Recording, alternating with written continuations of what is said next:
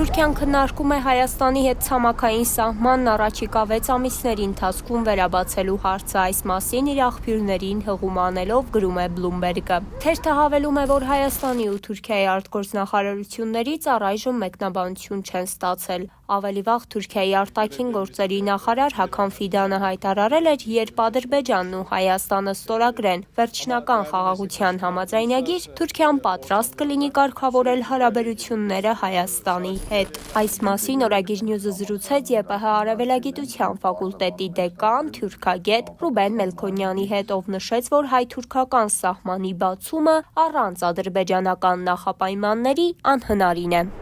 Հայաստան-Թուրքիա սահմանի բացում հնարավոր է լինելու թուրք-ադրբեջանական բոլոր նախապայմանների կամ գրեթե բոլոր նախապայմանների կատարման պարագայում, եւ այդ մասին թուրքական կողմը չի թաքցնում իր դիրքորոշումը եւ արտաքին գործերի նախարարի հայտարարությունները եւ այլ պաշտոնյաների հայտարարությունները դրա մասին են։ Հետեւաբար կարող են տարբեր տեղեր, տարբեր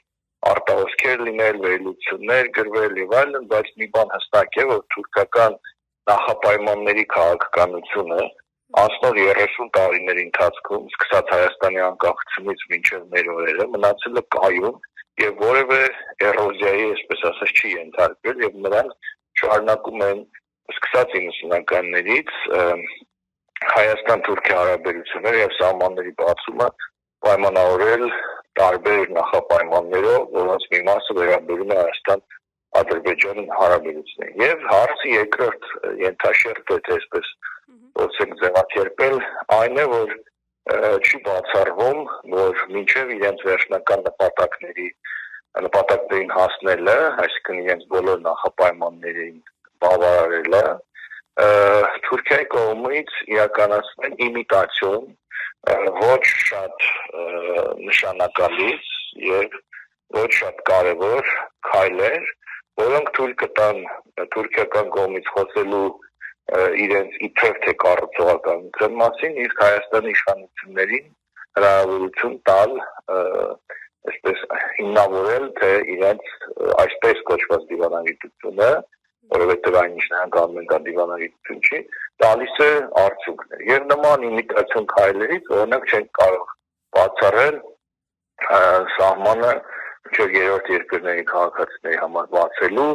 ուղղությամբ ինչ որ քայլեր կամ երկաթգիծը գործարկելու հետ կապված ինչ որ քայլեր, բայց ես մնում եմ այն համոզման, որ լիարժեք սահմանի բացում հարաբերությունների հաստատում կարող է լինել միայն ու միայն Հայաստանի կողմից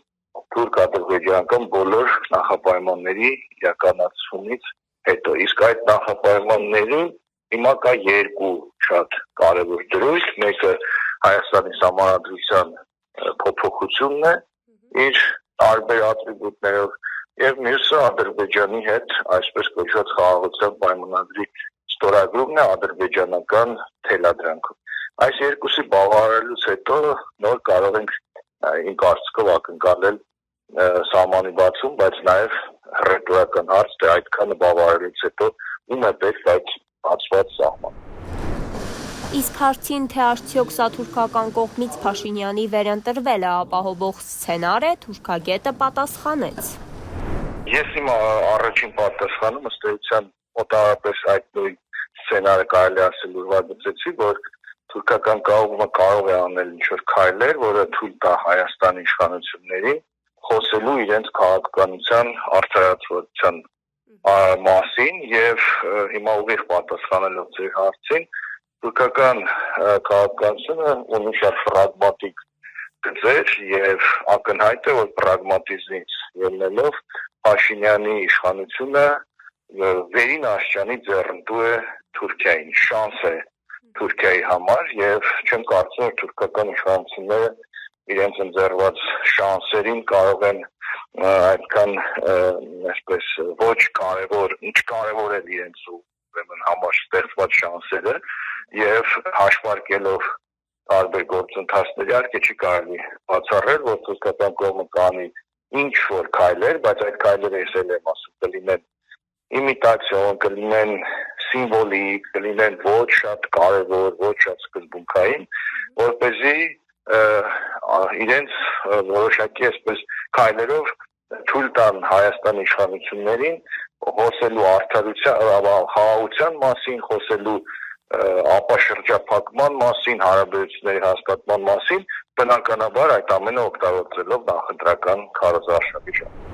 Այսպիսով փորձագետն ընդգծեց, որ հայ-թուրքական սահմանի բացումը հնարավոր է միայն Հայաստանի Հանրապետության սահմանադրությունը փոխելուց եւ հայ-ադրբեջանական այսպես կոչված խաղաղության պայմանագիրը ստորագրելուց հետո, իսկ հետո հռետորական հարց հնչեցրեց՝ ում է պետք նման սահմանի բացումը։ Այս եւ այլ մանրամասներին տեղեկանալու համար հետեւեք Կորագիր Նյուզին։